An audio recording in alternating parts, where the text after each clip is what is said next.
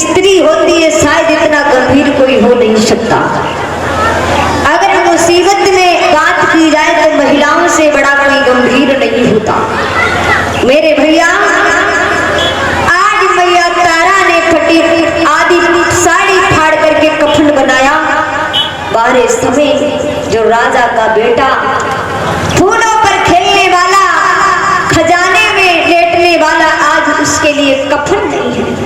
मैया तारा ने आधी साड़ी फाड़ी और बेटे के बदन से लपेटी, बेटा को उठाया, लेकर के चलिए शमशान में पहुंची। सुबह से शाम हो गई रोते रोते, और हरिश्चंद्र जैसे ही आए उनके कानों में आवाज पड़ी है तारा की।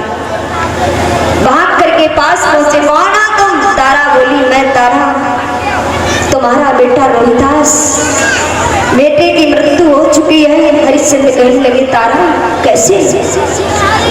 एकदम से बेहोश होकर के वो पिता जमीन पर पछाड़ खाकर गिर पड़ा। याद रखना भक्तों, बाप के आगे अगर बेटे की मृत्यु होती है तो वो बाप सहन नहीं कर पाता, क्योंकि बाप होता है जिसने उंगली पकड़कर चलाना सिखाया। जिस बाप ने उंगली पकड़ के हमें चलाना सिखाया, जिस बाप ने अनेक मुसीबत उठा करके बच्चे को पाला, बेटे को पाला, वो बेटा आज लहज़ना बाप के आगे पड़ा हो तो क्या बीत रही होगी उस बाप के ऊपर। हरिश्चंद्र बेहोश होकर गिर गए, लेकिन होश आया, उठकर खड़े हो गए। वही बात याद आ गई जो तारा ने नदिया पर कही थी कि काशी में हम बिके बिके सब नाते हैं। हरिश्चंद्र कहने लगे, तारा आप मुझे एक काम करो, आप टका दे दो, और जब तक आप हमें टका नहीं देंगी तब तक हम लहस नहीं बांधने देंगे। मैं तुम्हें लहस नहीं बांधने दूंगा, क्योंकि ये मरघट मेरे बाप का नहीं है, ये कालू मेहतर का है, मेरा नहीं। तारा भैया रो करके बोली, महाराज सुनो, तुम टका मांग रहे हो? तारा भैया कहने लगी हरिश्चंद्र से कि हम पे विपदा पड़ी और प्यारे तुम कठिन पेश ठानी।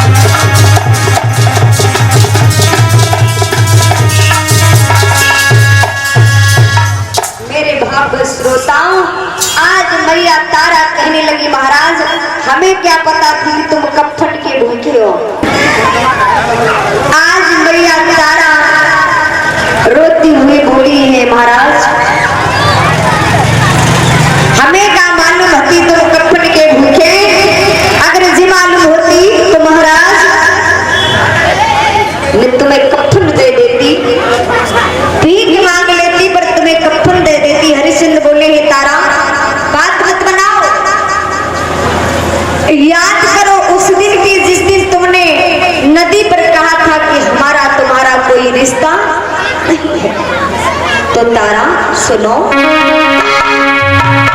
कि मेरे थाले सिंदरे मरघट पे और रोई नहीं तारा रोने और कुमरन मेरो नारी तू नारी हमारी।